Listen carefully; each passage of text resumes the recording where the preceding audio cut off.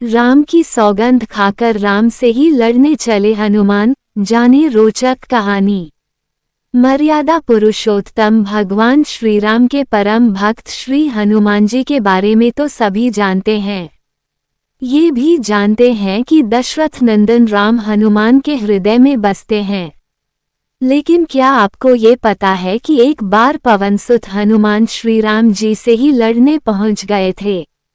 हो सकता है ये पढ़कर आपको हैरानी हो, लेकिन ये सत्य है और इस घटना का जिक्र श्री राम कथा में भी सुनने और पढ़ने को मिलता है।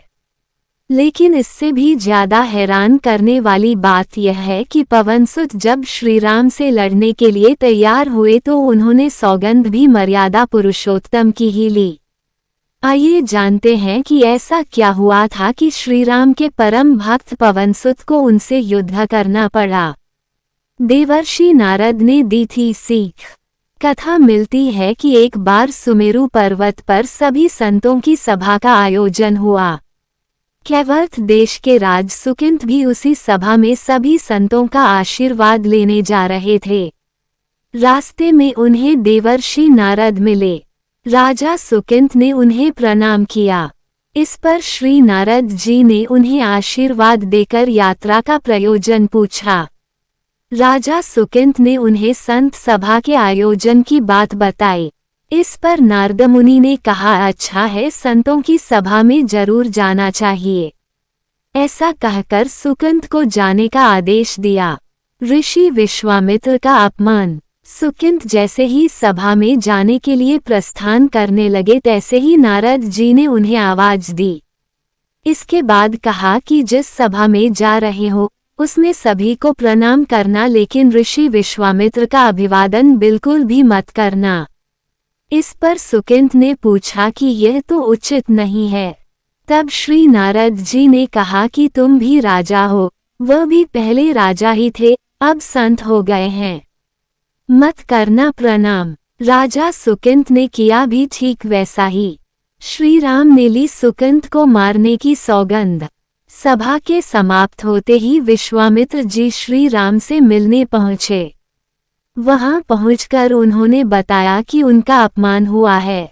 वह इसे भूल भी जाते, लेकिन ये तो संत परंपरा का अपमान है। राम जी ने पूछा, गुरु जी क्या हुआ? तब विश्वामित्र जी ने कहा कि मेरा अपमान हुआ है। राम जी ने पूछा, किसने किया है? तब विश्वामित्र जी ने पूछा कि जानकर करोगे भी क्या? इस पर श्री राम जी ने कहा कि गुरु जी आपके चरणों की सौगंध लेकर प्रतिज्ञा करता हूँ, जो सिर आपके चरणों में नहीं झुका है उसे काट दिया जाएगा। कल सुबह मैं उसका वध करूँगा। सुकिंत पहुँचे देवर्षि नारद की शरण में। श्री राम की इस सौगंध का जैसे ही राजा सुकिंत को पता चला, वह नारद मुनि को ढूंढने लगे। काफी देर तक वह परेशान रहे, लेकिन नारद मुनि उन्हें मिल ही नहीं रहे थे। व्याकुल होकर जब वह रोने लगे तब नारद जी प्रकट हुए।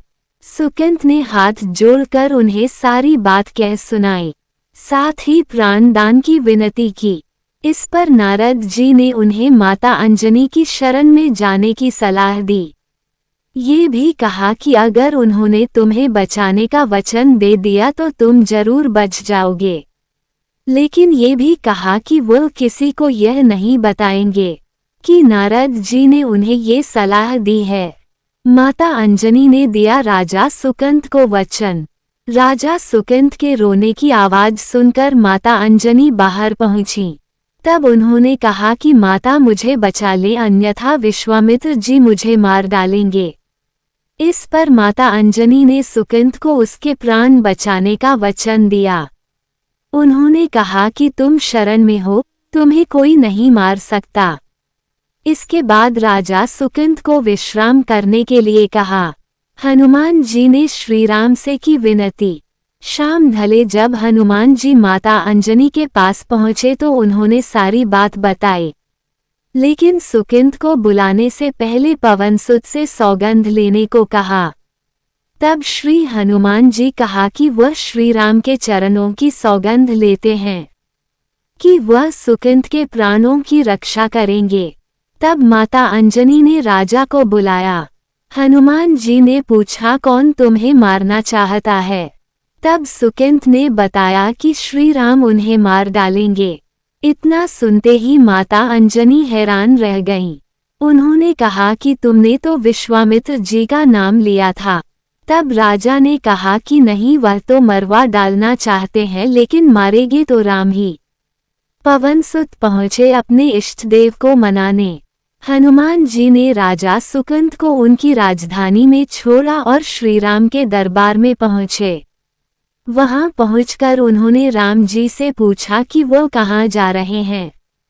तब मर्यादा पुरुषोत्तम ने बताया कि वह राजा सुकंत का वध करने जा रहे हैं। तब हनुमान जी ने कहा, प्रभु उसे मत मारिए। राम जी ने कहा कि वह तो अपने गुरु की सौगंध ले चुके हैं, अब पीछे नहीं हट सकते। हनुमान जी ने कहा, प्रभु मैंने उसके प्राणों की रक्षा के लिए अपने इष्टदेव यानी कि आपकी सौगंध ली है। तब राम जी कहते हैं कि ठीक है, तुम अपना वचन निभाओ, मैं तो उसे मारूंगा। राम जी पहुंचे राजा सुकंत को मारने। हनुमान जी राजा सुकंत को लेकर पर्वत पर पहुंचे और राम नाम का कीर्तन करने लगे। उधर राम जी राजा सुकंत को मारने के लिए उनकी राजधानी पहुंचे, लेकिन वह नहीं मिले तो वह उन्हें ढूंढते हुए पर्वत पर पहुंचे।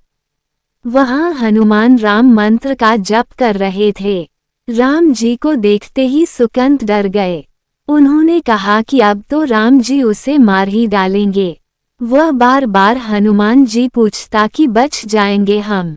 तब उन्होंने कहा कि राम मंत्र का जप करते रहो और निश्चिंत रहो, भगवान नाम पर पूरा भरोसा रखो।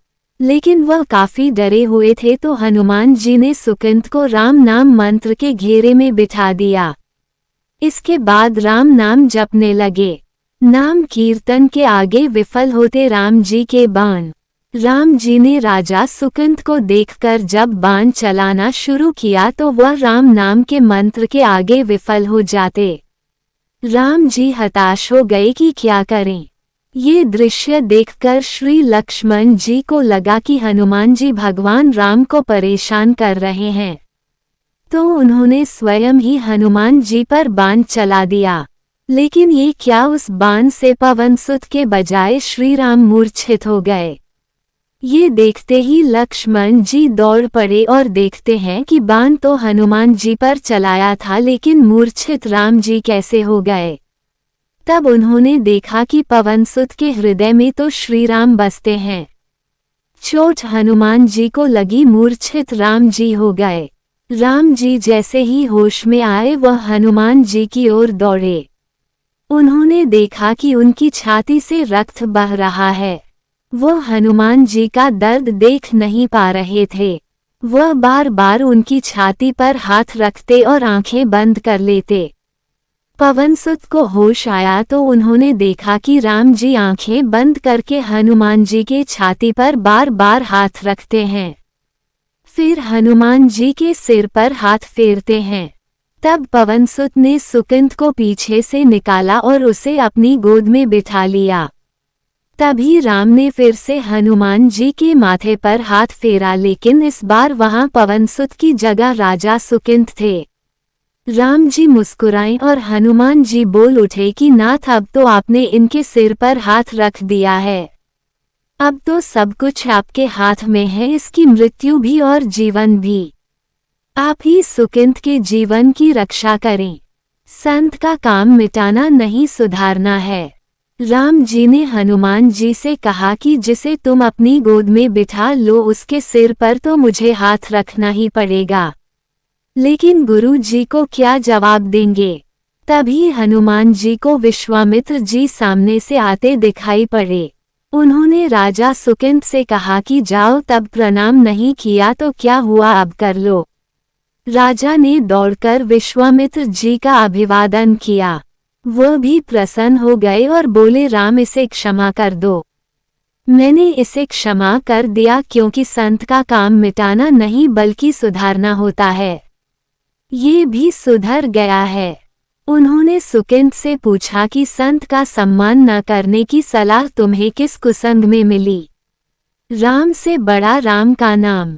राजा सुकंत विश्वामित्र जी से कुछ कहते कि इससे पहले नारद मुनि प्रकट हो गए। उन्होंने सारी घटना कह सुनाई। तब विश्वामित्र जी ने पूछा कि नारद तुमने ऐसी सलाह क्यों दी। तब नारद जी ने कहा कि अक्सर ही लोग मुझसे पूछते थे कि राम बड़े या राम का नाम बड़ा, तो मैंने सोचा कि क्यों न कोई लीला हो जाए कि लोग अपने आप ही समझ लें कि भगवान से अधिक भगवान के नाम की महिमा है।